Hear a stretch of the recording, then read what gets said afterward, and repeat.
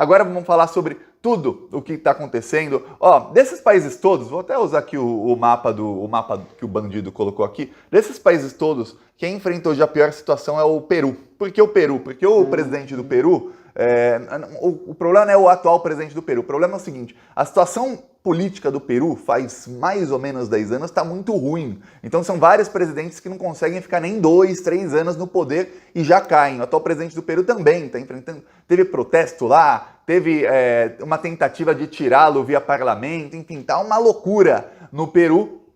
Então lá é onde a esquerda tem a pior das situações. No resto, a esquerda tem governos bem consolidados e com aprovação bem alta. No Uruguai, o Uruguai teve mais de 10 anos de governo de esquerda, foi o Mujica, o Pepe Mujica, e depois o sucessor dele, e aí a direita neoliberal conseguiu a vitória. Porém, a direita neoliberal não é extrema-direita, e lá não conseguem fazer um candidato de extrema-direita chegar. Então o Uruguai está em vias de daqui, se não na próxima eleição, na outra, de também voltar a ter um governo de esquerda. Isso faz com que o Bolsonaro fique completamente isolado na região. Vamos lembrar, quando o Bolsonaro assumiu, ele tinha vários aliados na América Latina. Eu vou até aqui te mostrar uma foto. Tá o Bolsonaro com ex-presidente do Chile, Argentina, Peru, ó, tá aqui o Bolsonaro, ó, os outros todos já foram. Esses aqui, por exemplo, eu vou te dar um exemplo, o Macri da Argentina. O Macri, ele era um cara neoliberal, porém o Macri sempre que precisava, ele pendia para o lado da extrema-direita. Então ele estava sempre aliado ao Bolsonaro. O ex-presidente do Chile, a mesma coisa. Vamos lembrar que teve manifestação no Chile durante o governo do ex-presidente e eles mataram centenas de manifestantes. Era um cara que adorava o Pinochet, que é ditador, pedófilo e torturador. O Bolsonaro também adora o Pinochet. É engraçado como toda a extrema-direita, eles falam tanto, acusando a esquerda de pedofilia, mas eles adoram um pedófilo. Só parecer um pedófilo. Tem até um PM lá, vereador no Rio de Janeiro, que também, pedófilo e tem apoio total da família Bolsonaro. O Carlos Bolsonaro é quem tenta salvá-lo, enfim, eles adoram esse tipo de coisa, não sei o que eles têm ali, mas é aquilo, eles apontam nos outros o que eles fazem. Agora o Bolsonaro está isolado na América Latina inteira e ele conseguiu também se isolar nos Estados Unidos. O governo norte-americano cobrou o Brasil pela morte do Dom Phillips e do Bruno Araújo. Veja bem, o Bruno Araújo não é o primeiro indigenista que morre lá na Amazônia no governo Bolsonaro. Vários já morreram. O mais famoso era um chamado Maxiel, que também lutava contra os garimpeiros e também foi assassinado brutalmente. Porém, talvez o fato dele estar com um jornalista britânico, ou talvez o fato do Bolsonaro estar tão fraco politicamente hoje, fez com que isso tivesse uma repercussão mundial. E o governo norte-americano praticamente culpou o Bolsonaro pela morte. Então, logo depois do Bolsonaro se encontrar com o Joe Biden e tentar falar, olha, eu não estou tão isolado aqui, me encontrei com o Joe Biden, o governo norte-americano vai lá e dá uma pancada no Bolsonaro dizendo, ó, não, vocês são aí culpados pela morte do indigenista e do jornalista britânico. A pancada dos Estados Unidos e a pressão internacional foi tão grande que a Polícia Federal aparelhada pelo Bolsonaro, olha só como é isso importante, a Polícia Federal aparelhada pelo Bolsonaro, que começou a investigação, logo depois que eles prenderam lá os assassinos, e olha, a coisa tá tão feia que eu nem sei se são realmente os assassinos ou não. Esse é o nível de descredibilidade que tem, existe essa palavra? Deve existir, da Polícia Federal durante o governo Bolsonaro. Não dá para acreditar em nada do que eles falam. Mas logo que prenderam os assassinos, a Polícia Federal, o Bolsominion, delegado da Polícia Federal, soltou um relatório dizendo que não, eles agiram sozinhos e não teve nenhum mandante no crime. Aí a pressão começou a aumentar. Os Estados Unidos cobraram publicamente o governo Bolsonaro e nos bastidores estão cobrando muito, principalmente o delegado da Polícia Federal e alguns militares da região. E aí o que aconteceu? A Polícia Federal agora prendeu um terceiro suspeito, então os dois tinham agido sozinhos, os dois. Aí prenderam um terceiro também. Aí, não eram sozinhos? Esse terceiro tá lá por quê? E agora falam que tem mais 8 suspeitos, mas que não é uma organização criminosa.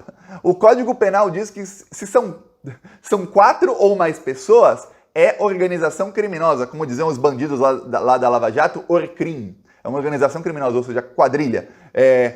Esse caso aí, são 11, 3 que estão presos e 8 suspeitos, mas para o Bolsonaro da Polícia Federal não é organização criminosa. Isso vai isolando cada vez mais o Bolsonaro. Ele já se isolou com a União Europeia, Vamos lembrar, o Bolsonaro ele brigou com o presidente da França várias vezes, depois ele xingou a esposa do presidente da França, do Macron, aqui tem sotaque, até Macron, ele xingou a esposa, a primeira-dama francesa, xingou ela de feia, aí depois ele brigou com todo mundo, aí quando a esquerda ganhou na Alemanha, o Bolsonaro fez piada, então ele conseguiu se isolar mais ainda, aí quando todo mundo estava odiando a Rússia, o Bolsonaro foi à Rússia para falar com o Putin, aí é a única parte em que eu posso falar isso não foi culpa do Bolsonaro, foi enquadrado para ir à Rússia. Depois disso você percebe que o Bolsonaro nunca mais falou de Venezuela. Você não vê mais o Bolsonaro falando Venezuela, Venezuela, Venezuela, não. Calou a boca, você já percebeu isso?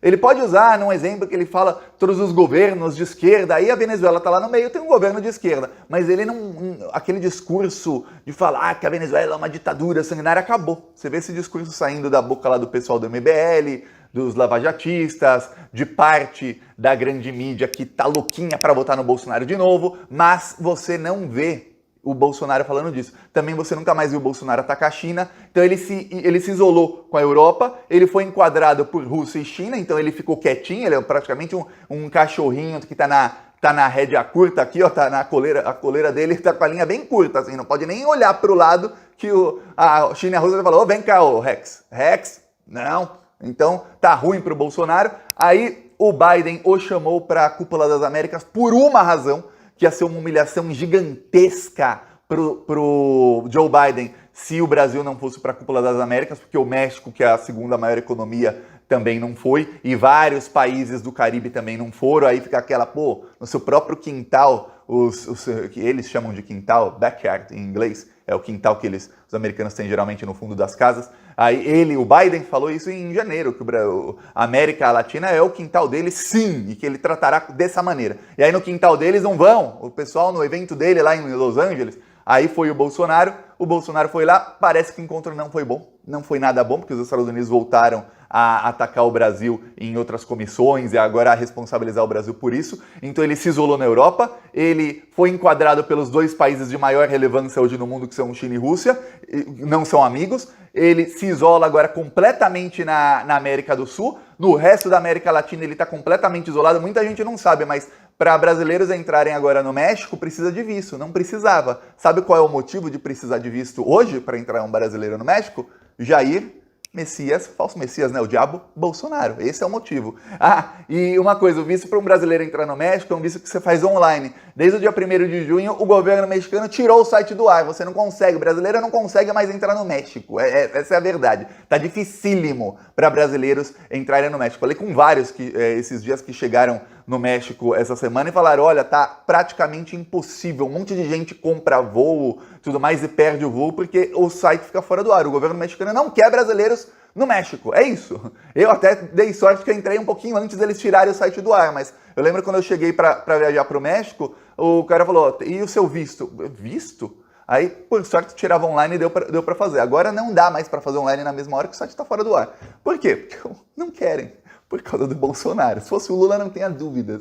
O Lula ganhando e assumindo, o visto cai assim como outros países. Na América do Sul, eles não podem. Tem no grupo Mercosul, tem uma normativa de que os países não podem exigir visto um para os outros, pelo menos para turismo. Mas se não tivesse isso, você pode ter certeza que nós brasileiros seríamos proibidos de entrar em tudo que é país da América do Sul. Então, a coisa está difícil para o Bolsonaro geopoliticamente, ele vê esse isolamento, mais do que isso, ele percebe, ele e os filhos dele, que a extrema-direita está perdendo muita atração no mundo inteiro. Vamos lembrar, quando teve o Brexit,